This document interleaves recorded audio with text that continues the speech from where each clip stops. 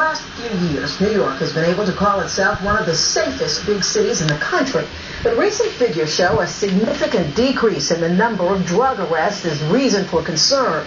And an Eyewitness News exclusive, Marcus Solis reports on the shortage of undercover narcotics cops and how it affects the war on drugs. A 9-month investigation with 10 people arrested for selling drugs out of this building. The kind of bust that hinged on the work of undercover officers who infiltrated upper levels of drug dealing. The type of police work that's dropped off dramatically this year. Those quality bodies, they're not getting them.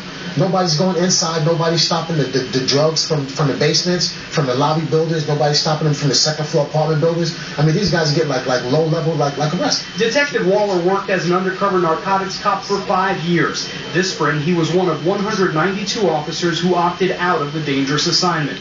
The NYPD offered transfers to undercovers following the murder of detectives James Nemrut and Rodney Andrews in March. They have not been replaced.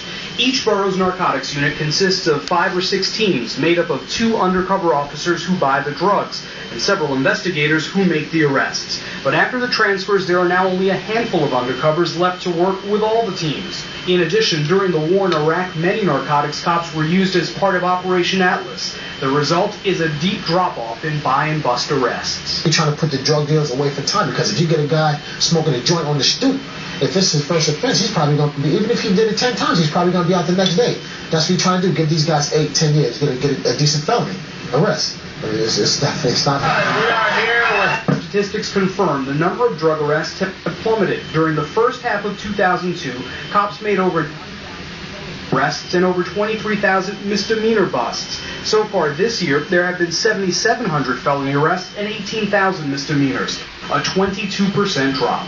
We're recruiting more undercover officers. It takes a certain amount of training, a certain time to get them on the street. But I feel confident in our narcotics division and commanders.